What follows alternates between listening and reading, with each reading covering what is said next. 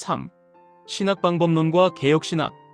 신학방법론은 신학의 관점을 결정짓는 가장 중요한 기초로, 신학의 관점은 어떤 신학방법론을 가지고 있느냐에 따라 그 사람의 신학 관점이 달라진다.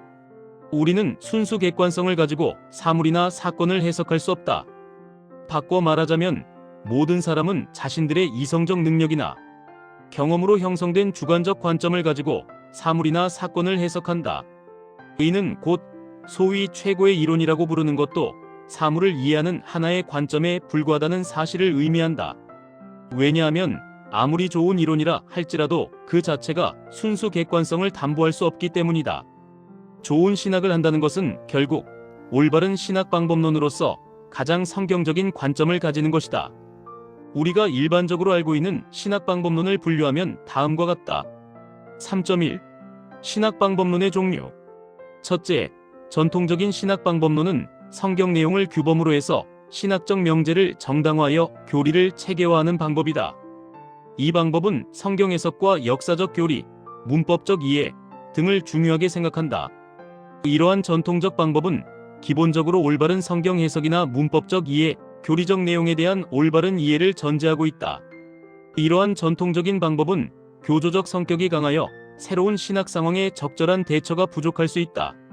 둘째, 신학 방법론은 성경의 특정 개념을 해석학적 축으로, 성경을 해석하는 해석학적 방법론으로 자유주의 신학자인 아이히로트의 개약 개념, 폰 라드의 역사 개념이나 20세기 신정통주의 신학자인 칼 바르트의 기독론 중심주의와 말씀, 쿨만의 시간 개념, 판넨베르크의 부활과 같은 특정한 개념 중심으로 성경을 연구하는 신학 방법론이다.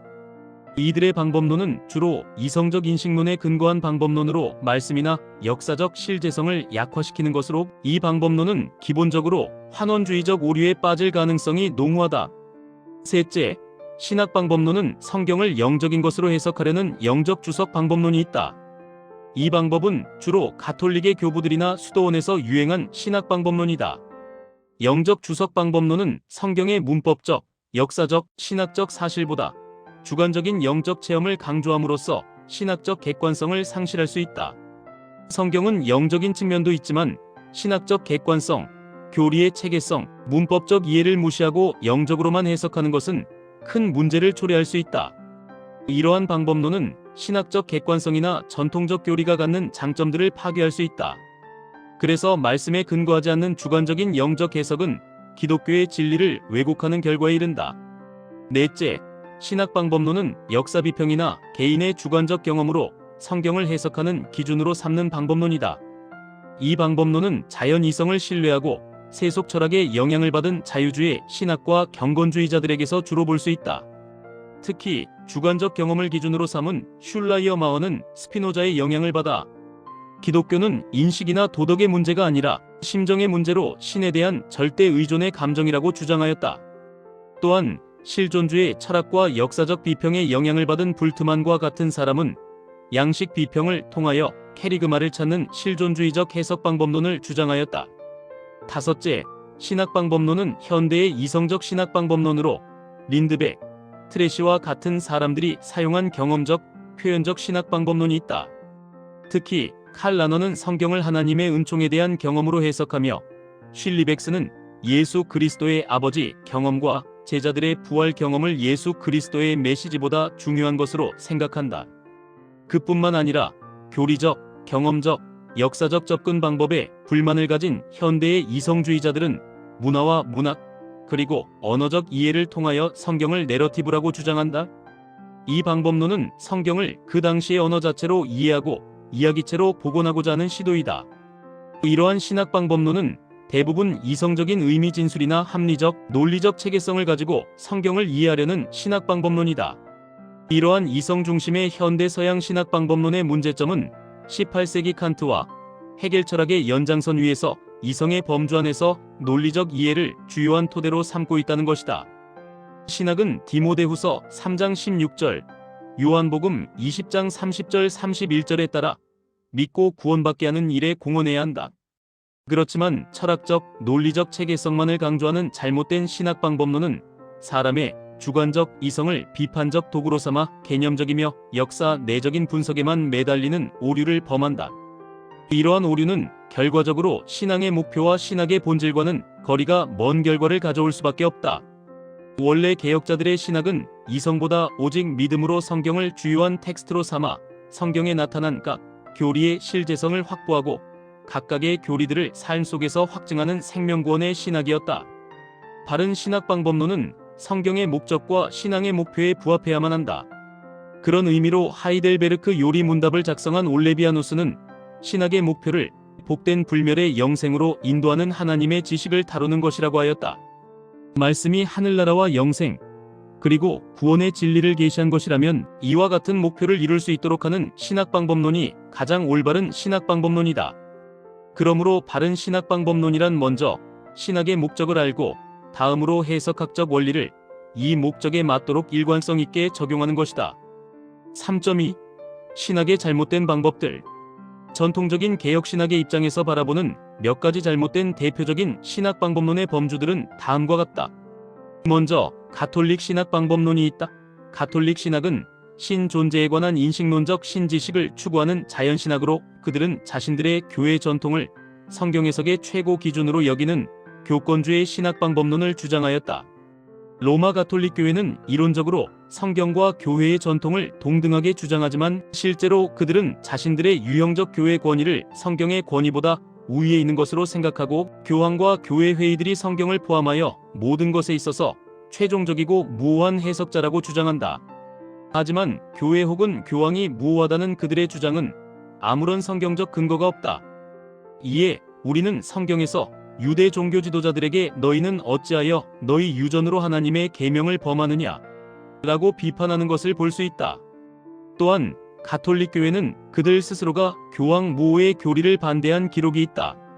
교황 그레고리 1세는 전 세계의 감독이라는 칭호를 가지고자 하는 자는 적그리스도라고 했으나 오히려 다음 교황 보니파시오 3세는 그 칭호를 자신에게 붙이는 모순을 범하였다. 이러한 모순된 선언들은 교황 어느 한쪽이 분명히 오류가 있다는 것을 말해준다. 교회와 교황의 권위는 결코 무오하지 않다. 하나님은 특별한 영감과 작정으로 사도들을 통하여 성경을 오류 없이 기록하게 하심으로 성경은 스스로 그 신적 권위를 증거한다. 교회가 스스로 권위를 가지는 것이 아니고 단지 교회가 성경적일 때만 권위를 가지며 성경만이 교회 최고의 그리고 최종적 권위이다. 따라서 어떤 신학적 주장도 교회와 교회 교훈들의 권위에 의존해서는 안 되고 오직 성경의 권위에만 의존해야 한다. 둘째, 잘못된 신학 방법론 중 하나는 이성주의 방법론이다. 이것은 큰 틀에서 사람이 가진 이성을 신학의 최고 권위로 생각하는 것으로 이성이 진리의 최종 판단자로서 그것의 기준에 맞으면 진리가 되고 반대로 그것의 기준에 맞지 않으면 비진리가 된다. 현대 자유주의 신학자들이나 이성의 영향력 아래에 있는 대다수가 이런 사상을 갖고 있다. 그러나 하나님의 신지식에 있어서 사람의 이성이 최고 권위가 될 수 없다. 왜냐하면 하나님은 무한하시고 전능하신 창조주이시지만 사람은 유한한 피조물에 불과하기 때문이다. 사람의 이성은 하나님과 그의 진리를 다 파악할 수 없다.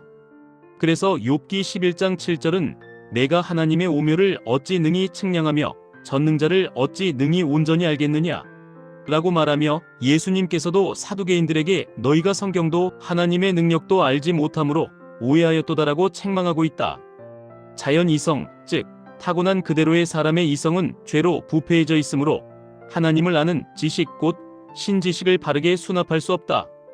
바울은 이 세상이 자기 지혜로 하나님을 알지 못한다라고 말했고 또한 육에 속한 사람은 성령의 일을 받지 아니하나니 저에게는 미련하게 보임이요 또한 깨닫지도 못하나니 이런 일은 영적으로 분별됨이니라라고 했다. 그래서 사람이 하나님을 알기 위해서는 겸손한 경건한 신앙으로 성령의 인도하심을 따라 특별 계시에 의존해야만 한다. 이성주의에 근거한 신학은 말씀을 철학화한 것에 불과하다. 철학은 사람의 이성에 근거하지만 신학은 하나님의 특별 계시에 근거한다. 셋째, 잘못된 신학 방법론은 경험주의 방법론이다. 이 방법은 개인의 주관적 경험을 신학의 최고 권위로 생각하는 방법론이다. 이 방법론은 이성주의와는 반대로 경험을 통해 알 수 없는 사실을 진리에서 제외해 버리는 것으로, 이성주의가 진리 판단의 기준을 이성적으로 이해할 수 있는 사실에 둔다면 경험주의는 그것을 경험적으로 증명할 수 있는 것에 둔다. 대표적으로 슐라이어 마허는 신학이란 그리스도와의 연합에서 경험하는 감정을 묘사하는 것이라고 주장했다. 리첼도 신학을 사람의 종교나 도덕적 경험을 묘사하는 것이라고 주장한다. 그러나 유한한 존재이며 제한적이고 오류로 가득 찬 사람의 경험을 가지고 무한하신 신지식을 추구할 수 없다. 하나님에 관한 지식을 알기 위해서는 성령의 역사와 특별 계시에 의존해야만 한다. 사람은 실제로 하나님의 진리들을 다 경험할 수 없다. 예를 들어 우리는 천지 창조, 인간의 타락, 그 밖의 특별 계시의 사건들, 그리고 장차 마지막 날에 나타날 일 등을 모두 경험할 수 없다.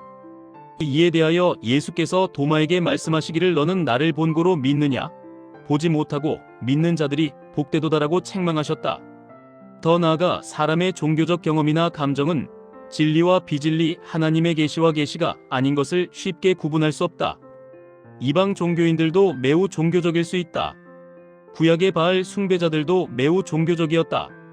열왕기상 18장 28절에 보면 저희가 큰 소리로 부르고 그 규례를 따라 피가 흐르기까지 칼과 창으로 그 몸을 상하게 하였다라고 말하고, 사도행전 17장 22절에 보면 바울은 아레오바고 언덕에 서서 아덴 사람들아 너희를 보니 범사의 종교성이 많도다라고 말한다.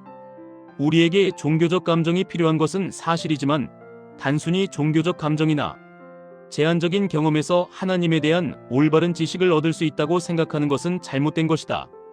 넷째, 잘못된 또 하나의 신학 방법론은 신비주의이다. 기본적으로 기독교는 신비적인 요소가 있다. 그러나 여기에서 말하는 신비주의는 잘못된 경험주의의 한 형태로서 하나님과의 직접적인 교통을 신학의 원리로 삼는 것을 말한다. 이들은 하나님께서 자기의 뜻을 어떤 매개도 없이 직접 계시하시고 전달해 준다고 생각한다. 이러한 주장을 하는 사람들은 대개 하나님의 직접적인 계시를 가리켜 내적인 빛 혹은 내면적 음성이라고 부른다.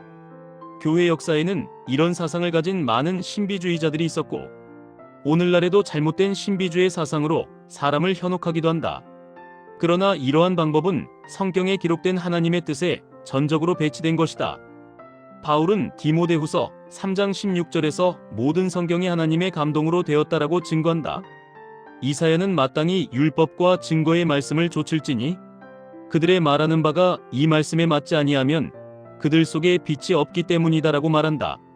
신비주의적 방법은 하나님의 음성과 마귀의 음성을 분명하게 분별하기 어렵다. 잘못된 신비주의는 이성의 정당한 기능을 무시한다. 물론 이성도 완전하지는 않지만 하나님께서 주신 인식과 판단의 수단이기에 우리는 중생한 이성을 최대한 활용함으로써 올바른 신학을 정립해야 한다. 3.3. 개혁신학의 개념과 특징. 1. 개혁신학의 개념. 칼빈 신학과 개혁신학은 내용상 거의 동의어에 가깝지만 역사적 환경과 범위와 관련해서는 조금씩 견해가 다르다. 칼빈 신학이 기독교 강요와 칼빈의 여러 주석과 논문들에 근거한 칼빈 중심적 신학이라면 루터파 신학과는 구분되는 개혁신학은 다양한 지역에서 그의 특징들을 계승한 16세기, 17세기 개혁자들의 신학을 포괄한다. 이런 의미에서 개혁신학은 광범위한 지역과 다양한 신앙 고백적 의미를 함의하고 있으며 혹자는 개혁신학의 다양성을 강조하여 개혁신학이 복음주의라는 말에 가깝다라고 말하기도 하지만 현대적 의미의 복음주의와 개혁신학은 그 내용과 특징에 있어서 간단하게 같은 신학이라고 할 수는 없다.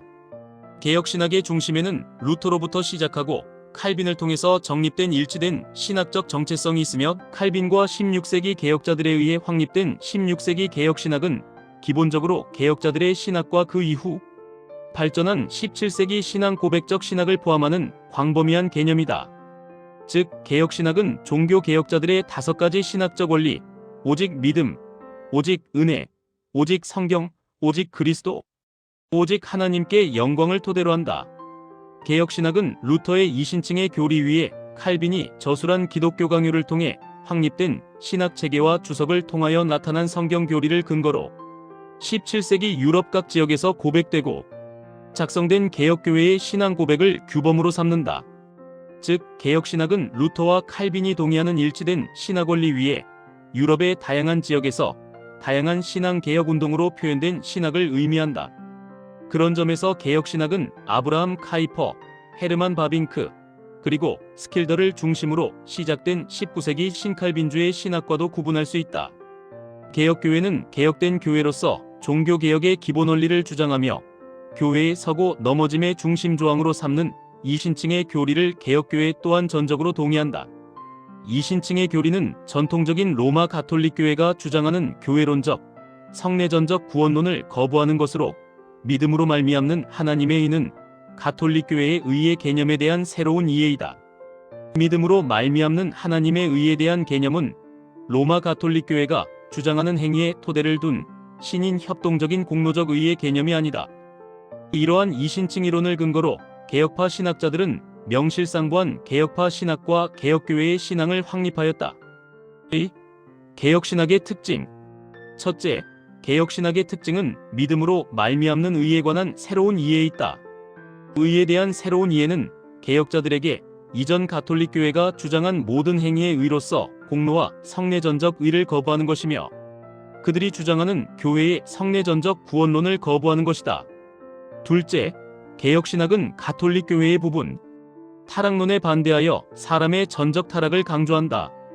이 전적 타락의 교리는 이신칭의를 말하기에 앞서 가장 우선하는 우리 자신에 관한 이해이다. 사람은 하나님이란 공의의 거울을 통하여 자신이 누구인지를 알 수 있다. 하나님의 신실하신 약속의 말씀에 기록된 공의 앞에 자신을 세우고 자신이 전적으로 부패하고 타락한 죄인이라는 사실을 알 때 비로소 우리는 말씀을 받아들이며 하나님의 선한 계획을 발견하며 수납할 수 있다. 이러한 개혁신학의 특징은 로마서 3장 22절 이하에서 이신칭의를 말하기에 앞서 로마서 1장 18절부터 3장 21절까지 사람의 죄와 심판에 대한 심각성을 다루는 것을 통해서도 알 수 있다. 이런 의미로 칼빈도 기독교 강요 1권 1장에서 이중지식을 통하여 사람의 죄인됨을 강조하고 있다. 셋째, 개혁신학은 권위의 최종적인 원천인 하나님의 말씀인 성경을 강조한다. 개혁자들에게 성경 말씀은 로마 가톨릭 교회의 교황과 공회의주의의 권위를 넘어서는 유일무이한 권위의 원천이다. 개혁자들은 가톨릭 교회가 강조하는 유전적 전통과 성경의 동등한 권위를 거부하고 오직 성경만을 최고의 권위로 삼았다. 개혁자들에게 성경은 하나님의 입의 말씀으로 천상적 기원을 가진 말씀이다.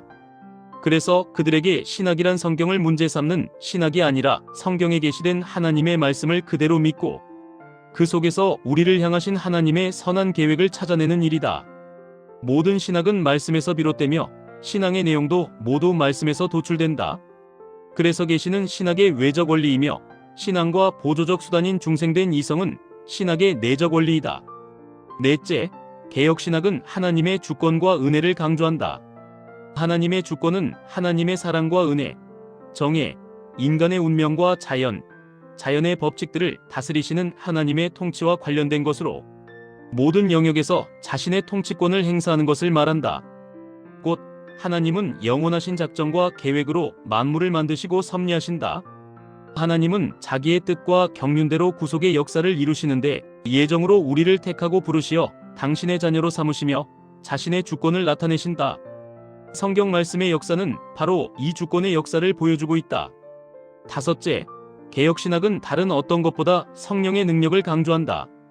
개혁신학이 성령의 능력을 강조한다는 것은 모든 구원의 역사가 성령에 달려있음을 말하는 것이다.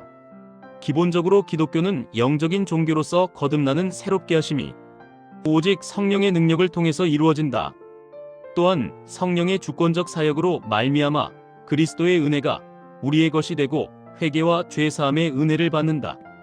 더 나아가 거룩하게 되는 성화의 삶도 성령의 도움을 통해서 이루어지며 이 모든 사역은 잃어버린 하나님 형상을 회복시킴으로 구원과 영원한 생명에 이르게 한다. 개혁신학은 사람의 자유의지나 신인 협동에 근거한 구원론을 주장하지 않는다. 모든 구원의 역사는 오직 성령을 통하여 이루어진다. 신자들은 성령의 능력과 하나님의 나타나심을 통하여 미래에 완성될 하나님의 나라의 영원한 복과 영생을 경험한다. 그러므로 우리의 신앙은 지성적 이해나 경험 과학에 근거한 것이 아니다. 구원과 구원의 확신은 오직 성령의 능력에 의하여 확증되고 증거된다. 그런 의미로 워필드는 특별히 개혁자 칼빈을 가리켜 성령의 신학자라고 하였다. 아멘.